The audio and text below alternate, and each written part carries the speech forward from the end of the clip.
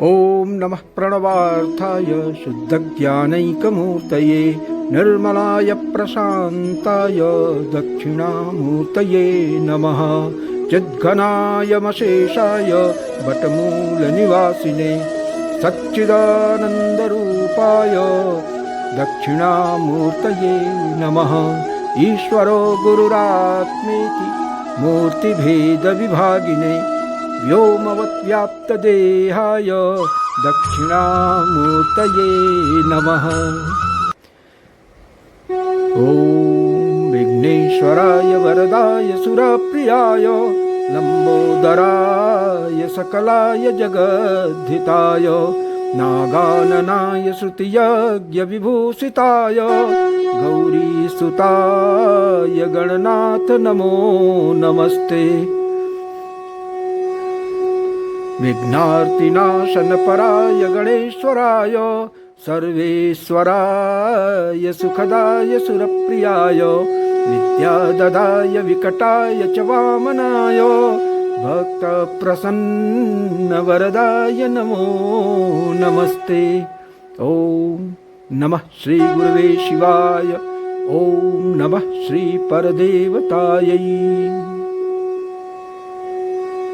So friends, पिछले 3 episode से हम लोग चर्चा कर रहे थे श्री विद्या, गायत्री और यज्ञोपवीत के ऊपर। शुरू में आकलन ये था कि 3 एपिसोड में इस चर्चा पे पर्याप्त रूप से हम लोग बातचीत कर लेंगे, किंतु 3 एपिसोड पूरा होने के बाद ये समझ में आ रहा है कि अभी भी कुछ बहुत ही आवश्यक बिंदु छूट गए हैं, तो उनको कवर करने के लिए हठात ये उस क्रम में 4था एपिसोड लेके आना पड़ रहा है। और चूँकि चर्चा जब हो रही है तो उसे निश्चित रूप से उस मोड़ तक पहुंचना चाहिए जहां पहुंच के सुनने वालों को, सहभागियों को ये लगे कि नहीं, अब विषय लगभग पूर्ण हो चुका है। हालांकि पूर्ण तो कभी नहीं होता, ये सब तो ऐसे विषय हैं जिसपे लोगों का जीवन बीत जाता है अनुसंधान करते करते। लेकिन इनिशियल कैपिटल जो चाहिए काम शुरू करने के लिए, वो इनिशियल कैपिटल जो है कम से कम इतनी हो गई है कि पर सुचारू रूप से काम शुरू किया जा सके। तो ये आशय था कि इतनी प्रचुर मात्रा में इनिशियल कैपिटल हम लोगों के पास हो जाए कि हम इससे अपना बिजनेस स्टार्ट कर सकें और इस शोध को आगे बढ़ा सके। तो अभी तक हम लोगों ने जो चर्चा किया, इस क्रम में शिखा के बारे में चर्चा किया, सूत्र के बारे में चर्चा किया, ब्रह्मचर्य के बारे में चर्चा किया और थोड़ा सा गायत्री मंत्र के बारे में भी हम लोगों ने चर्चा कर लिया। तो एक बार की एक क्विक रिकैपिचुलेशन कर लेते हैं हम लोग इसका, कि शिखा के बारे में हो गया कि शिखा वो स्थल है जहाँ पर ब्रह्मांडीय शक्तियाँ पिंड की शक्तियों के साथ जो है वो समामेलित होती हैं। सूत्र की जहाँ तक बात है, तो जब एकात्मिका शक्ति त्रिगुणात्मिका होती है और संसार के व्यवहार को संपादित करती है, तो उसको प्रतिकायित करने के लिए ये सूत्र की अवधारणा है।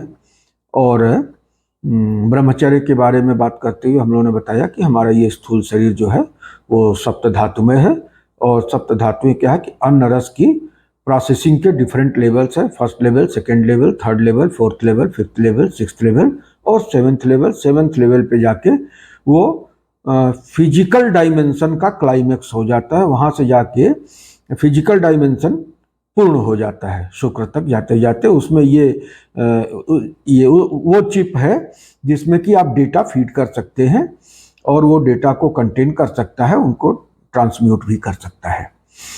तो इस लेवल की प्रोसेसिंग वहाँ पे हो जाती है कि वो एक परफेक्ट चिप के रूप में आ जाता है, जिसमें कि कॉस्मिक डेटा जो है वो लोड होता है और उसको कंटेन किया जा सकता है, उसको प्रिजर्व रखा जा सकता है, उसको ट्रांसम्यूट किया जा सकता है। अब इसके बाद जो है थोड़ा सा एक स्टेज आता है जहाँ पे फिजिकल और नॉन फिजिकल के बीच की कड़ी होती है, जिसको कि वो ओजस के रूप में हमने कहा कि ओजस के अंदर एक्चुअली जो है वो कैपेसिटी होती है कि वो ब्रह्मांडीय प्राण को, ब्रह्मांडीय चेतना को जो है अवधारित कर सके। ये फिजिकल और नॉन फिजिकल के बीच की कड़ी है और इसलिए ये बहुत महत्वपूर्ण है।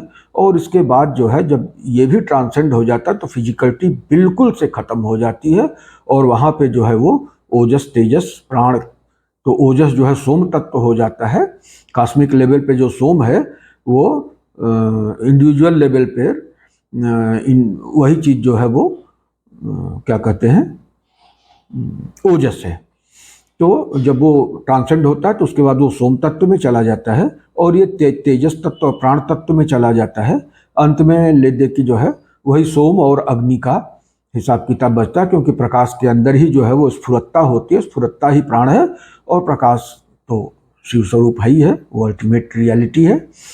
तो वहाँ से जो निकलता है एक तरह से कि सत्वरजतम, तो ये सत्वरजतम के रूप में आता है। उस प्रकाश की शक्ति जो विमर्श शक्ति है, एक मात्र विमर्श शक्ति प्रकाश की जो है वही जो है त्रिगुणात्मक जब होती है तो सत्वरजतम के रूप में आती है।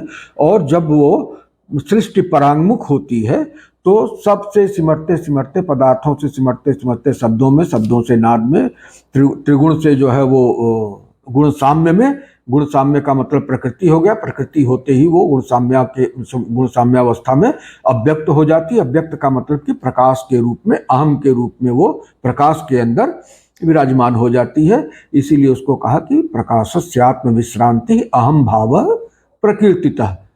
प्रकाश की आत्मविश्रांत अवस्था है, उस समय सृष्टि नहीं होती है। प्रकाश जो है सृष्टि से परांगमुख रहता है और अपने आप में स्थित रहता है, सर्वत्र उसी की सत्ता विराजमान रहती है। इसी को पूर्णाहंता कहते हैं, ठीक है ना। तो इसका मतलब ब्रह्मचर्य एक इतनी प्रभावशाली साधना है कि जो 5 यम हैं जिन्हें महाव्रत की संज्ञा प्रदान की गई है, उनमें ब्रह्मचर्य अति प्रमुख है। यदि इसी को साध लें तो साधक की चेतना क्रमिक रूप से सप्त धातुओं के सोपान को चढ़ते हुए फिजिकलिटी के फाइनेस्ट लेवल शुक्र और फिर वहाँ से वात पित्त कफ, फिर ओजस तेजस प्राण, फिर सत्वरज तम, फिर मूल साम्यावस्थावस्थित प्रधान या अव्यक्त तक उपनीत हो जाती है और अंततो गत्वा संकल्प स्वातंत्र या अहम विमर्श के रूप में परम चैतन्य के अंदर अवस्थित हो जाती है। यही अंतिम सोपान है, यही अंतिम पद है जहाँ पर कि जो इंडिविजुअल कॉन्शसनेस है उसको पहुँचने का लक्ष्य रहता है। यहाँ पहुँच करके वह अपने लक्ष्य को पूरी तरह से प्राप्त कर लेती है और यहीं जाके अधिष्ठित हो जाती है। इसी को कहते हैं निष्ठा ज्ञानस्य या परा। ज्ञान की अंतिम परिणति है कि जब उसी में अच्छी तरह से आदमी प्रतिष्ठित हो जाए, तो ये है निष्ठा ज्ञानस्य या परा। तो इस प्रकार से जब वहाँ पे जाके अहम विमर्श के रूप में या संकल्प स्वातंत्र के रूप में व्यष्टि चैतन्य अवस्थित हो जाता है, उसमें सबमर्ज हो जाता है, तो यह स्थिति जो होती है यही पूर्णाहंता की स्थिति कहलाती है। इस अवस्था में प्रकाश जो है वो परात्पर स्थिति में होता है, उसका सृष्टियोन्मुख नहीं होता है बल्कि सृष्टि परांगमुख होता है, स्वतः में विश्रांत रहता है। इसी को कहते हैं प्रकाशस्यात्म विश्रांति अहम भावः प्रकीर्तितः। आत्मविश्रांत होता है, वो संसारोन्मुख नहीं होता है। तो इस प्रकार से प्रकृति जो है अपने पुत्र रूप साधक को, व्यष्टि चैतन्य को उंगली पकड़ के अपने साथ धीरे धीरे यात्रा कराते हुए अनेकानेक पड़ावों से होते हुए अंत में ले जाके परम पिता परमेश्वर को सुपुर्द कर देती है। जैसे कि माँ ही जो है अपने बच्चे की उंगली पकड़ के ले जाके उसका पिता से परिचय भी कराती है और पिता के गोद में वो डाल भी देती है। तो यही स्थिति है। तो ये हो गई ब्रह्मचर्य की बात संक्षेप में। अब उसके बाद हम लोग गायत्री के बारे में बात कर रहे थे, तो गायत्री मंत्र के बारे में थोड़ा बहुत हम लोगों ने चर्चा किया। उसी क्रम में मंत्र के बारे में चर्चा किया।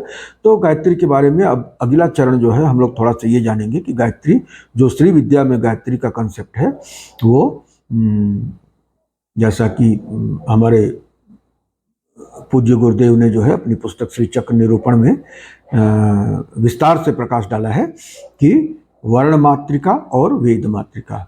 वर्ण मात्रिका गायत्री में 24 वर्ण होते हैं और ये श्री चक्र के एक पार्श्व में जो है वो जो 9 चक्रात्मक श्री चक्र है, 4 ऊर्ध्वमुख और 5 अधोमुख जो है, जिसमें 5 अधोमुख वाले पंच तत्व के द्योतक हैं। सृष्टि की प्रक्रिया में 5 तत्वों का उद्गम होता है और उन्हीं के फलस्वरूप जो है वो सृष्टि होती है।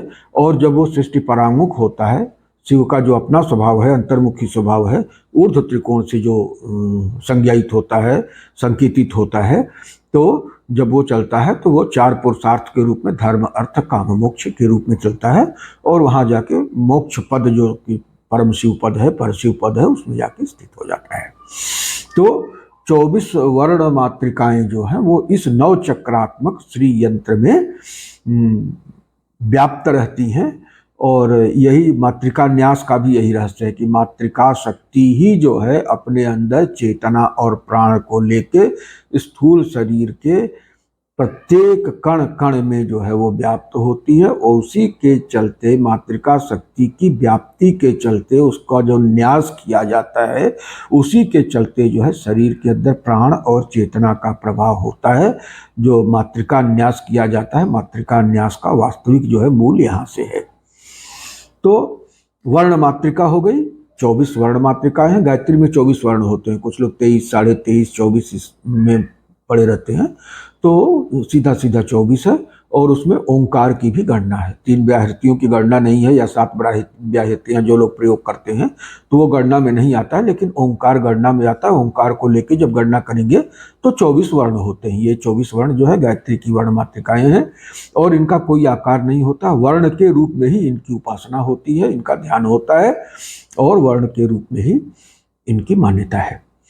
और जब यही जो है वो वर्ण मिल करके मंत्र बनते हैं, तो जब मंत्र बनते हैं इसमें चेतना का संचार होता है, तो वही समष्टि गायत्री बन जाती है और वो वेद मात्रिका होती है। उन्हीं से वेद की उत्पत्ति होती है, तो वो समष्टि गायत्री है। और समष्टि गायत्री जब सारे वर्ण मिल जाते हैं तो एक आकृति बनती है और वो आकृति जो है भगवती गायत्री की, वो समष्टि गायत्री है, वो वेद मात्रिका है।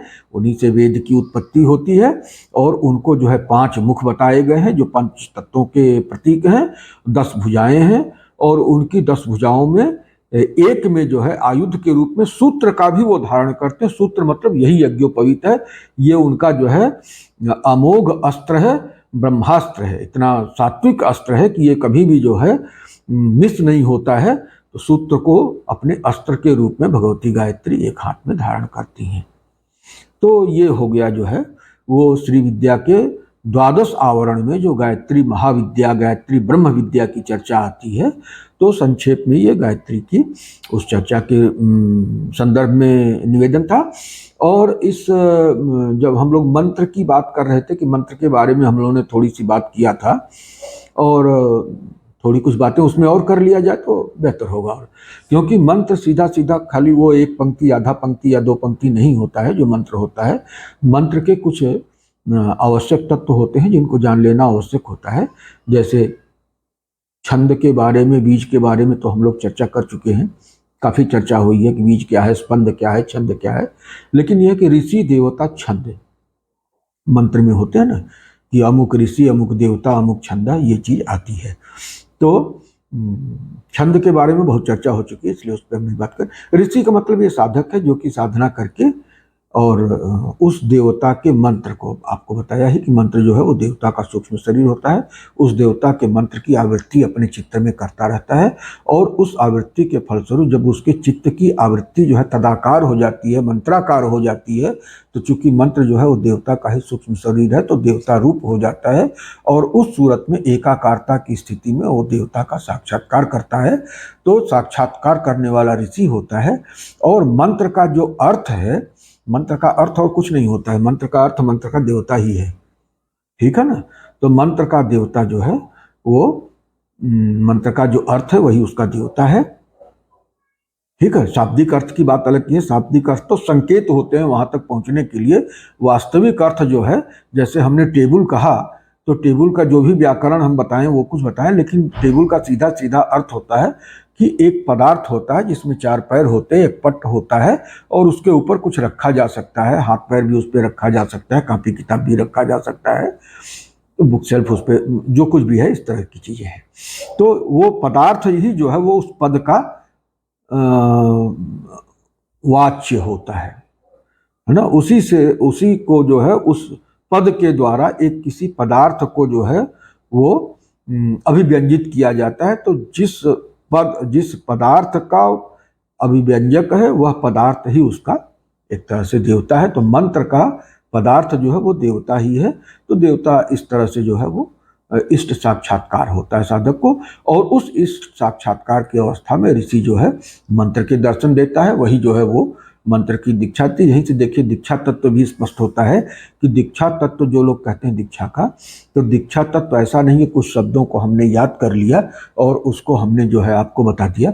दीक्षा तत्व का मतलब होता है कि जब आपने किसी मंत्र के देवता को अपने चित्त में उतार लिया है, तो उस एनर्जी फॉर्म को, क्योंकि वो वाइब्रेशन के फॉर्म में रहता है और लाइट के फॉर्म में रहता है, तो लाइट और वाइब्रेशन माने एक तरह से फोटॉन टाइप का कंसेप्ट हो गया।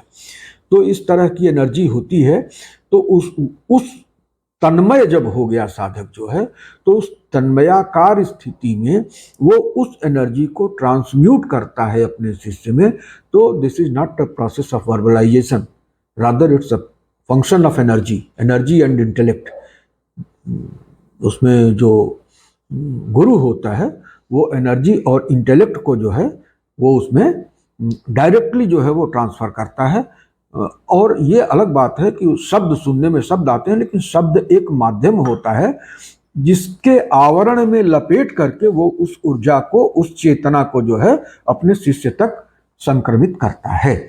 अगर ये आवरण नहीं रहेगा तो द्वैत की स्थिति में ये कम्युनिकेशन पॉसिबल नहीं। अद्वैत की स्थिति में तो हो जाएगा, जैसे आता है ना उसमें कि मौनम व्याख्या प्रकटित पर ब्रह्म तत्वम युवानम। तो जब भगवान अर्धनारीश्वर जो है अपने अर्ध भाग को, वाम भाग को, दक्षिणामूर्ति जो है वामा मूर्ति को शिक्षा दे रहे हैं, तो चूंकि एक ही में लगे हुए हैं तो वहां पे अलग से वाणी के द्वारा कहने की जरूरत नहीं है। एनर्जी का फंक्शन वहां पे हो गया, transaction through transmutation of energy जो है हो गया। एनर्जी को जो है वो उन्होंने इन्फ्यूज कर दिया वहां तक। तो वहां पे वाणी की जरूरत नहीं पड़ी, ये शब्दों के आवरण की जरूरत नहीं पड़ी।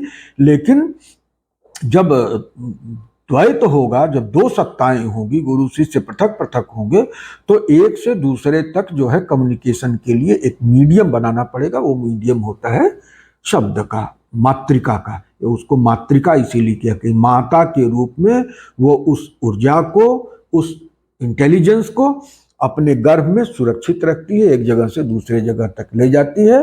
और अनुविद्धमिव ज्ञानम सर्वम शब्देन भासते, और उनका प्रकाशन भी कर देती है जहां आवश्यकता होती है, दूसरे के हृदय में अपने आवरण में रखते हुए भी उसके अर्थ का प्रकाशन जो है दूसरे के चित्त में कर देती है। तो ये बात होती है कि मातृका का ये काम है। मातृका का एक और बड़ा महत्वपूर्ण काम है, इसी श्लोक में, भर्तृहरि जी के श्लोक में बहुत स्पष्ट हो जाता है कि अनुविद्धमिव ज्ञानम सर्वम शब्द अनादि निधनम ब्रह्म शब्द तत्वम यदक्षरम विवर्तते अर्थ भावेन प्रक्रिया जगतो यतः। अनादि निधनम ब्रह्म, अक्षर तत्व के बारे में, इन्हीं मातृकाओं के बारे में, वर्ण मातृकाओं के बारे में, शब्दों के बारे में वो चर्चा कर रहे हैं कि ये जो है वो शब्द ब्रह्म है और शब्द ब्रह्म से ही अर्थ प्रकट होता है। विवर्तते अर्थ भावेन प्रक्रिया जगतो यतः। तो सृष्टि प्रक्रिया के दौरान जो अर्थ की समुत्पत्ति होती है, भौतिक वस्तुओं का जो सृजन होता है, भौतिक संसार जो अस्तित्व में आता है, वो इस शब्द शक्ति के गर्भ में छिपा हुआ अर्थ ही आता है। ये शब्द चूंकि लौकिक शब्द है, तो इससे इनके माध्यम से प्रकट होने वाले तत्व भी पंचभौतिक तत्व हैं। यही शब्द अगर अलौकिक शब्द होता है तो तत्व न होकर उससे परम तत्व अभिव्यंजित होता है। तो अलौकिक शब्द जो है वो परम तत्व को अभिव्यंजित करते हैं, और लौकिक शब्द जो होते हैं वो पंच तत्वों के अभिव्यंजक होते हैं। तो इस मामले में जो है मातृकाएं बहुत महत्वपूर्ण है। हमारे यहाँ जो है श्री विद्या साधना में इसीलिए मातृकाओं पर बहुत विशद चर्चा है, और इनका आवरण, ये जो तत्रय आवरण है उसमें आता है इनका, और जो अस्टार आता है, त्रिकोण के बाद अस्टार आता है, वो भी शब्दमय है, उसमें भी इनका काफ़ी कुछ मतलब है, विवरण है। और ये ब्राह्मी आदि जो अष्ट मातृकाएं बताई गई हैं, तो ये भी जो है अष्ट समूह है, इन्हीं वर्ण मातृकाओं को 8 वर्गों में बांट करके वो अष्ट मातृकाएं बनती हैं। और उसके बाद नित्या कलाओं की जो चर्चा आती है, तो नित्या कला में भी जो है ये सब चीज़ें जो है वो तांत्रिक विवेचना का विषय है, बहुत गूढ़ और गुह्य विषय है, तो उस पर अभी हम लोग जाएंगे तो गायत्री की चर्चा थोड़ा सा हम लोग की पूरी नहीं हो पाएगी, लेकिन प्रसंगतः थोड़ी बहुत बात इसमें कर लेना जरूरी था। तो बात ये हो रही थी कि ऋषि, देवता और छंद। तो ऋषि हो गया, देवता हो गया, छंद के बारे में हम लोग बहुत पहले बात कर चुके हैं। बीज, शक्ति और कीलक को भी जान लेना जरूरी है। अभी बीज की बात, कीलक, बीज, शक्ति और कीलक।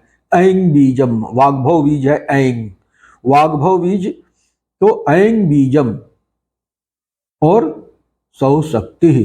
तो बीज के अंदर एक शक्ति निहित होती है, जिसकी अभी हम लोग चर्चा कर रहे थे। वो शक्ति ही बीज को अंकुरित होने की सामर्थ्य प्रदान करती है। अगर वो शक्ति न हो तो बीज में अंकुरण की सामर्थ्य हो नहीं सकती।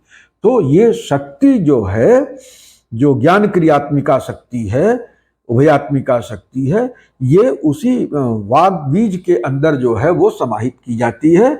और इसलिए ऐं बीजम सौ शक्ति क्लीं कीलकम।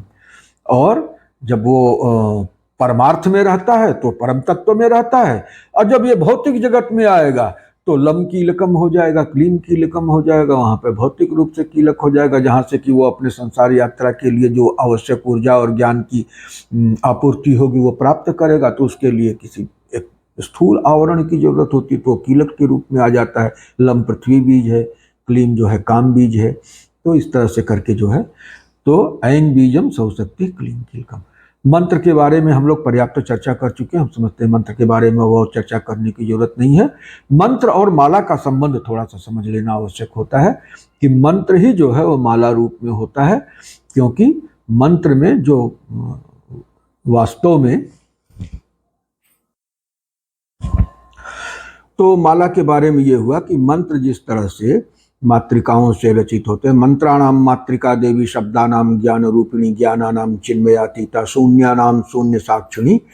तो मंत्र जो है वो वर्ण से बने होते हैं, मातृकाओं से बने होते हैं।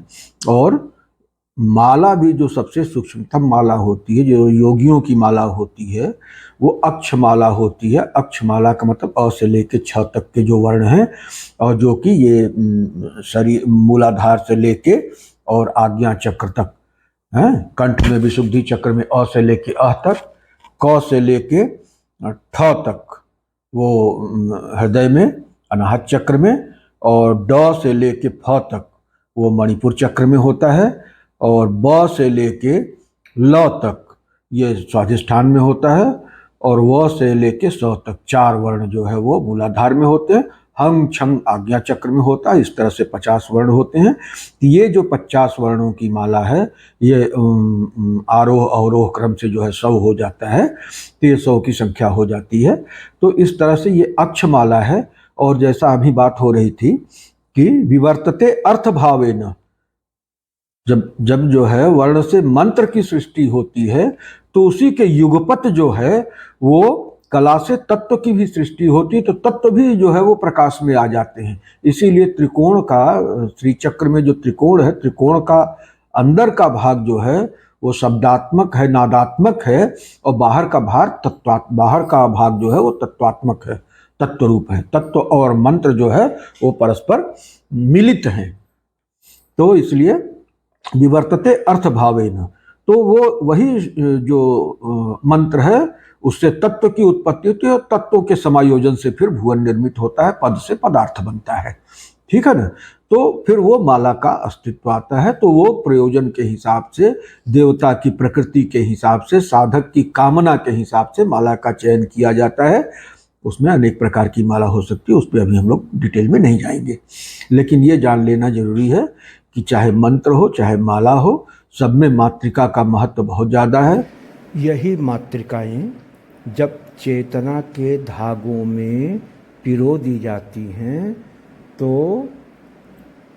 एक डेटा केबल सी संरचना तैयार हो जाती है, जिसके माध्यम से seamless flow of information, seamless flow of cosmic energy, seamless flow of intelligence अविरल रूप से इन मातृका रूप ऑप्टिकल फाइबर के माध्यम से चलता रहता है।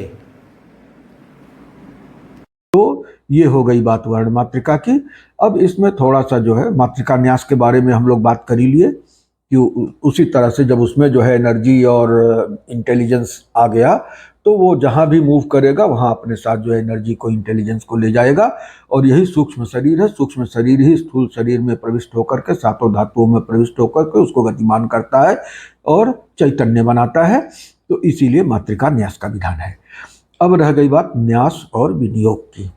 तो न्यास में जो है वो मंत्र के अंगों का शरीर के विभिन्न हिस्सों में वो स्थापना करते हैं, और स्थापना करने के बाद जो विनियोग करते हैं तो उनको इंटेंशन देते हैं कि वहाँ पे स्थापना के बाद अब आपको करना क्या है। तो जो प्रचोदयात गायत्री मंत्र में है तो ये प्रचोदयात वाला काम ये विनियोग करता है कि उसको इंटेंशन देता है कि वहाँ पे जाने के बाद आपको करना क्या है। तो ये हो गया न्यास और विनियोग की बात। बाकी तो मैं समझता हूँ कि हम लोग काफ़ी बात कर चुके हैं। इसी क्रम में आसन की भी बात आती है। देवता का जब हम जो है मंत्र पढ़ते हैं तो देवता का आवाहन करते हैं। उसके पहले जिस देवता का मंत्र करते हैं उनका ध्यान करते हैं, आवाहन करते हैं। तो आवाहन करते हैं तो कहाँ आसन उनका कहाँ होगा?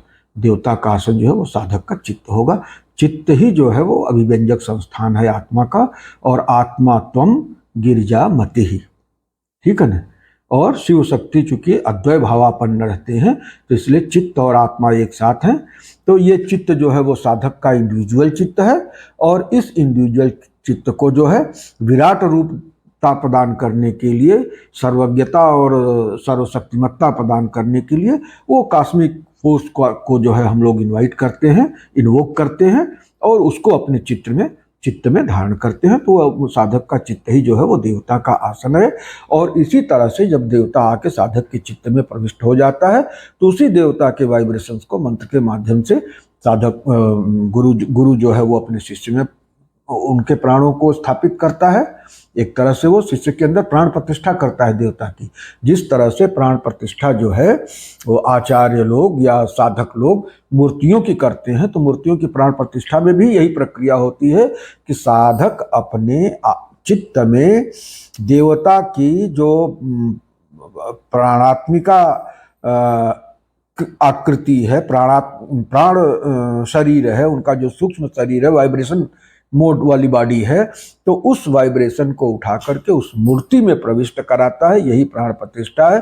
तब जाके वो मूर्ति प्राणवंत होती है। जब तक उसमें प्राण प्रतिष्ठा नहीं की गई तब तक वो उसको देवता की संज्ञा नहीं दी जा सकती। वो पत्थर का एक पाषाण खंड है। लेकिन जब उसमें जो है सिद्ध साधक, योग्य आचार्य या कोई सद्गुरु अपने अंतःकरण में विराज रहे देवता के सूक्ष्म शरीर को अपने संकल्प शक्ति के द्वारा मंत्रों के माध्यम से उस देवता में प्रविष्ट कराता है, तो ये जाके जो है वो मूर्ति की प्राण प्रतिष्ठा होती है। तो ये इसका रहस्य है। बताइए कि ये सब जो है एनर्जी का ट्रांजैक्शन है, इसमें वर्बलाइजेशन का कोई बहुत ज़्यादा मतलब है नहीं। ये साधना की चीज़ें हैं और करते करते ये हो जाएगा। इसको शब्दों में जो है ना बांध पाना बड़ा मुश्किल काम है। तो ये बात हो गई। हम लोग जो है एक दो बातें इस क्रम में और भी हैं, थोड़ा सा मंत्र की महत्ता के बारे में, लेकिन उसको फिर कभी हम लोग चर्चा करेंगे। उसको अभी छोड़ देते हैं क्योंकि वीडियो बहुत लंबा हो जाएगा। अब ये बात हो गई कि ये गायत्री जो है वो इस तरह से गायत्री के बारे में हम लोगों ने देखा कि क्या क्या है।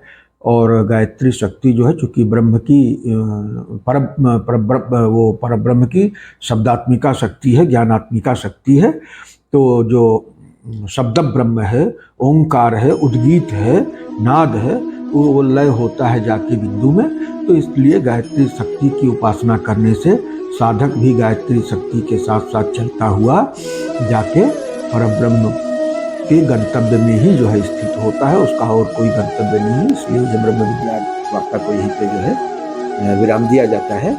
ओम पूर्णमदः पूर्णमिदं पूर्णात् पूर्णमुदच्यते पूर्णस्य पूर्णमादाय पूर्णमेवावशिष्यते। ओम शांति शांति शांति।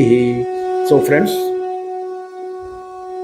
अगर ये वीडियो आपको अच्छा लगा तो आप इसे लाइक करें, अधिकाधिक मात्रा में शेयर करें।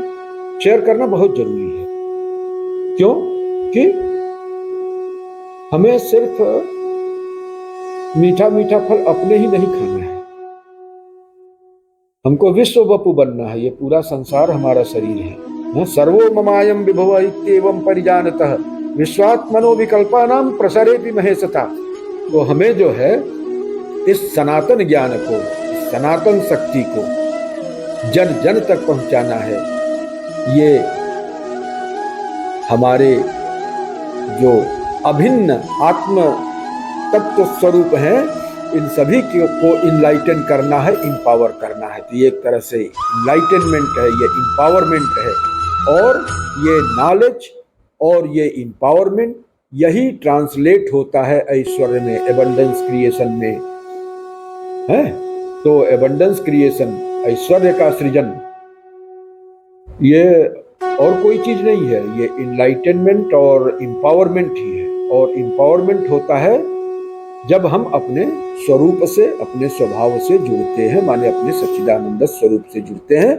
तो हमें अधिकाधिक विश्व मानवता की सेवा करने के निमित्त अधिकाधिक संख्या में लोगों को उनके स्वरूप से जोड़ना है। इसलिए इस सनातन शक्ति की, सनातन ज्ञान धारा को जन जन तक पहुंचाने के महायज्ञ में अपनी तरफ से अपने हिस्से की संविधा अवश्यमेव डालना है। इन्हीं शब्दों के साथ सर्वे भवन्तु सुखिनः, सर्वे सन्तु निरामयाः, सर्वे भद्राणि पश्यन्तु, मा कश्चित् दुःखभाग् भवेत्। ओम श्री गुरुवे शिवाय नमः। ओम श्री गुरुवे शिवाय नमः। ओम श्री गुरुवे शिवाय नमः।